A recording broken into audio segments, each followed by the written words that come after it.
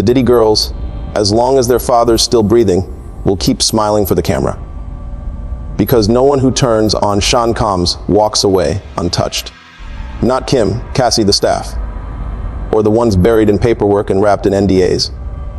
And what makes us think the twins are any different? Be honest, do you really believe those girls are safe? Or just silent? They've been trained to show up, sparkle, and disappear. Never too loud or too close. I used to think it was just media training. But after that night, I saw it for what it was. They weren't smiling because they were happy. They were smiling because they had to. Because when your last name is Combs, your image isn't just protected, it's enforced.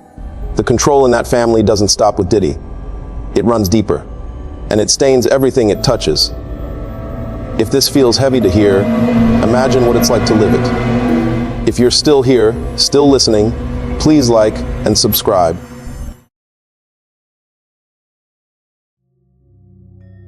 I've been in this business too long to pretend I didn't see it coming. You don't work with people like him for over a decade and walk away thinking it's all champagne and Grammy speeches. I saw the mask before they slipped. I helped put them on. Back then, when the twins were younger, it was birthdays at Beverly Hills mansions, white ponies, Swarovski cakes. Paparazzi held just far enough to catch the right angle. It was all staged, but back then I told myself it was just branding. Diddy didn't micromanage those parties. He didn't have to. His team would call 3 weeks out with a tone that told you what to do without saying it directly. Everything had a blueprint, not for any joyful moment, but for control. I remember one year, one of the girls had a fever. She wasn't supposed to come out, but the family rep said we'd do the cake, cutting early, just for the photo. She smiled, looked straight into the lens, and walked right back inside. She was 7 or so. I kept telling myself they'd grow out of it.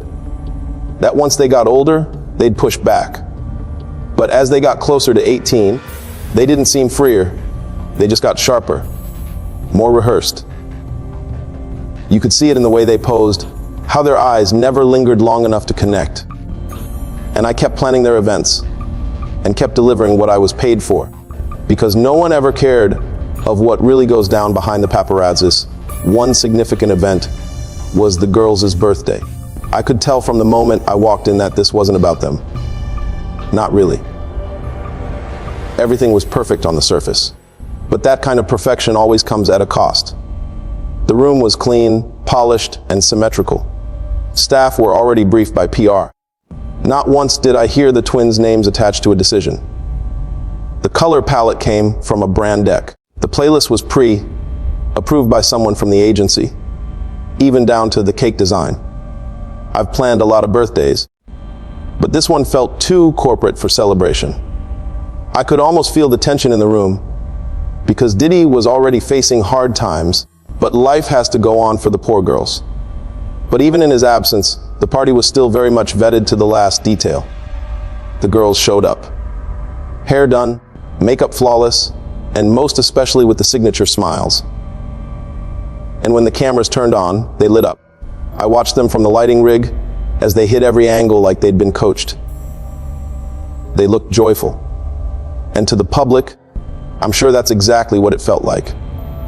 But I've stood behind enough lenses to know when someone's running on autopilot. They posed with guests, cut the cake, and laughed on cue. But once the flashes died, so did the energy. They barely looked at each other. Between segments, one of them sat down and just stared at the floor for a full minute. No scrolling or talking. Just gone, lost in tone. A junior staffer tried to joke with her about the turnout. Said something about how proud their dad must be. She gave a small nod and didn't say a word.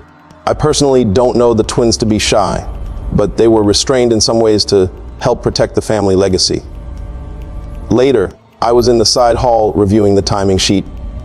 One of them walked by alone, heading to a second outfit change. She saw me, gave a polite smile, and kept walking. Then just before turning the corner, she paused and said, "You know where I'm going, right?" Back out there to finish it. And that was just the flat truth. She didn't say, "My party." She said, "Finish it." That moment stuck with me. It was the kind of sentence people drop when they've done something too many times. Too many appearances, too many curated moments. This wasn't a birthday, it was a brand checkpoint. There was no time for friends to linger. No late night dancing. No mistakes, or softness. Just the schedule. They took their photos, gave their wave, and by 10:30, they were gone. Not out front, but through a private exit I'd seen used before. Back when we handled damage control for other clients. The kind of exit that's more about disappearing than arriving. The handlers packed up fast. The media team had already pulled the top 5 images and sent them off to press before dessert had been cleared. A woman I didn't know walked through and collected unused favors with gloves on. She didn't speak to anyone. I stood there staring at the timeline printout. Every segment had gone according to plan. Everything was on brand, on message, exactly what the public was supposed to see.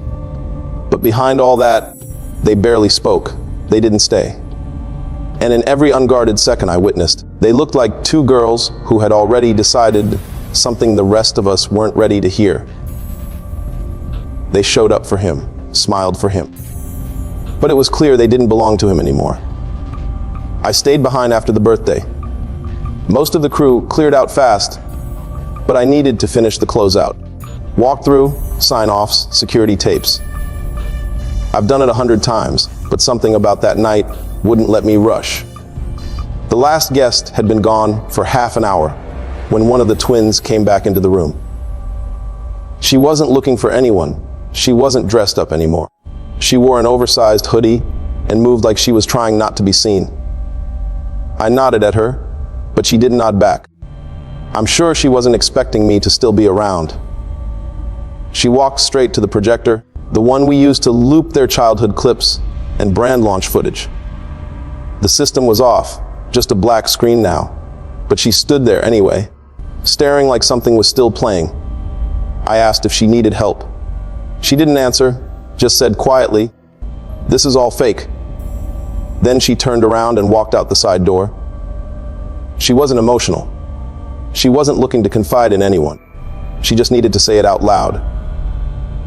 And I happened to be there. I tried to shake it off. Maybe she was tired, or maybe it didn't mean anything. But I've been around long enough to know when someone's trying to push something down. I've seen it in musicians who can't breathe before they go on stage. I've seen it in assistants who hear too much and say nothing. I saw it in her. The next day, I got a message from one of the PR liaisons. They wanted to confirm the guest list, double check what cameras were used, and remind me that no raw footage was to be saved. That wasn't unusual. What stood out was the timing. Before the press had even published the event photos. They weren't just wrapping an event, they were scrubbing it, managing what could survive beyond the performance. I kept thinking about that moment in front of the projector, about what she saw when she looked at her own childhood on a loop. The clips were glossy, happy, full of applause, but I think she saw something else. I think she remembered what it cost to keep that image intact. Later that week, I ran into one of the stylists who helped prep them. She told me one of the girls refused to wear a necklace Diddy had sent as a gift for the party, with the excuse that it didn't match what she was building. The stylist didn't think much of it at the time. But now, knowing what I know, it lands differently. That necklace was the only thing he'd personally picked for the entire night. The only piece that came from him directly. She left it sitting in the box. That was a statement. And it's the first time I realized they weren't confused or scared. They were just disgusted. But disgust is dangerous in that house. So they smiled instead.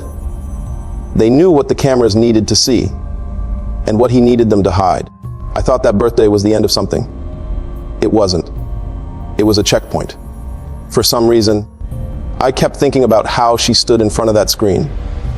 She just watched her own life like someone else had lived it. That moment stayed with me. She had just dropped the truth like a hard brick. Then I started looking back at what I'd been part of. All the parties, red carpets, arranged family shoots. I remembered how often they waited for instruction, like where to look, what to say, and when, what to wear, down to who to stand beside. It wasn't just parenting. It wasn't just media training. It was something colder, something built. There was a holiday shoot 3 years ago. They were maybe 15. The team called in matching outfits, pre-packed gifts, and a snow machine to run outside the windows. We ran 4 takes for the group photo. Between each one, the twins stood still, arms down, no movement until the handler gave the next cue. No teenager waits like that, unless they've been taught what happens if they don't. At the time, I thought they were just quiet. Now I know they were being shaped. Even the way they left the birthday said everything. No genuine hugs or lingering. No moment to breathe.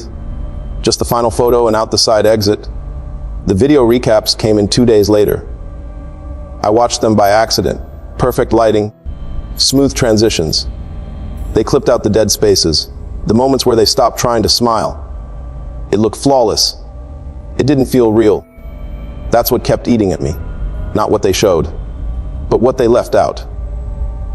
And the more I thought about it, the more I saw the pattern. The same team that edited that video had worked on the old memorial footage. The same people who managed the twins' birthday were the ones staging interviews the last time the press pushed back on Diddy. I remembered now, one of the girls had skipped a segment because she wasn't feeling well. But the footage still showed her smiling. They'd looped it from a different event, and it was tagged as being camera-worthy or looking the part. I didn't want to believe it, but the truth sat right there. They weren't just caught in the fallout. They were made to absorb it. Every post, every appearance, every press, friendly smile. It all fits into something much larger, something planned. And the worst part is, I helped shape it. I helped keep it smooth, keep it moving. They didn't grow into that role. They were placed in it. I used to think I was just part of the background. But there's no such thing in that house. Everyone has a place, everyone covers something. And they, from the time they could hold still, were told exactly what to protect. They've been trained to show up, sparkle, and disappear. I said that at the start, and I meant it, but I didn't understand the full weight of it until weeks after the birthday, when the timing started to feel too exact to be random. Every time something broke in the press, a new witness, a leaked affidavit, a clip from the house, their twins' faces followed, with no statement. Just their pictures as a promo, a sighting. Them walking into court at a dinner table.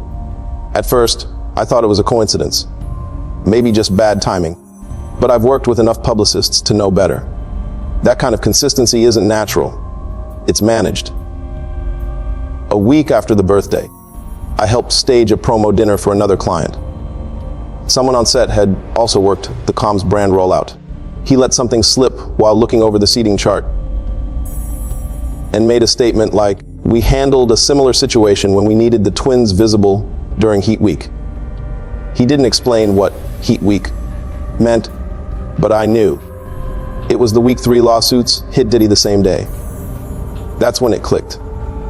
The girls weren't just showing up. They were being placed. I remembered the PR woman's comment that night. The one who whispered, "As long as they're visible, the center holds." She wasn't talking about family. She was talking about narrative. The girls didn't talk about their father that night, not even for once. Their presence was enough. That's what made them valuable. They were trust anchors. Proof he still had something intact. Even in court, it was the same pattern. I heard from someone inside the seating crew that one of the girls wanted to skip a session. Not because she disagreed, just didn't want to sit through it again. But it wasn't up to her. She showed up anyway, hair done, lips glossed, and took her place 2 seats behind the attorneys. That's not family support. That's deployment. And it worked. People said what they always say. They're still showing up for him. So how bad can it be? The answer is worse than most people think. Because the truth is, they were never really there for him. They were placed there for us. To make us question what we already knew, to make the damage seem distant, to keep the center from cracking. They've been trained to sparkle, but the part no one talks about is how good they've gotten at disappearing. There were too many of us involved for any of this to be an accident. I used to think I was just doing my job. Pick the venue, build the mood, stay out of the politics behind all of it. But when you do that long enough, you start to see how many people around you are doing the same thing, staying out of it, looking the other way. There was this security guy we always used. Sharp, quiet, never talked out of turn. One night after an event, we were closing out, and I made some dumb comment about how fast the girls had slipped out again. He shrugged and said, "That's how they like it. In and out. No mess." Then he leaned in and added, "Keeps the stories clean." He laughed when he said it, but I remember how flat his eyes looked. That same week, I got a final invoice from one of the vendors, but this one didn't come from Comms Global. It came from a holding company I hadn't seen before. I ran the name past someone I trust. He told me it used to handle payouts for artists who left without explanation. Same address, same legal office. That's when I realized it wasn't just Diddy doing this, it was the system around him. The lawyers, planners, press people. They weren't hiding the truth. They were managing it. Smoothing it over, keeping the parts that worked, and burying the rest under contracts and brand deals. I remember one dinner we did for a small group of partners of Diddy, before the whole court saga. Halfway through, one of the guests asked if the girls would be there.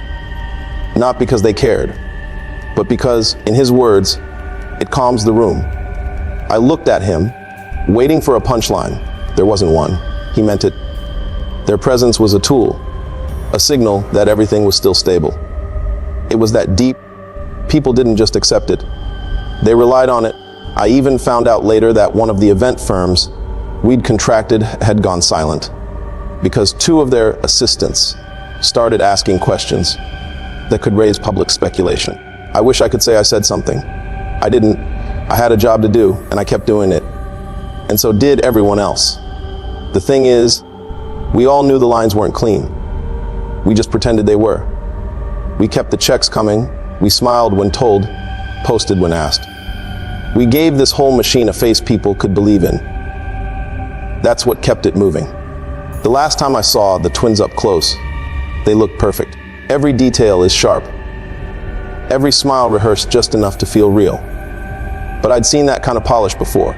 It's what everyone wore before the stories dried up and their names stopped showing up in emails.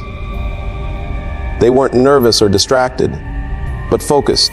There's a look people get when they've learned how to protect something without asking questions.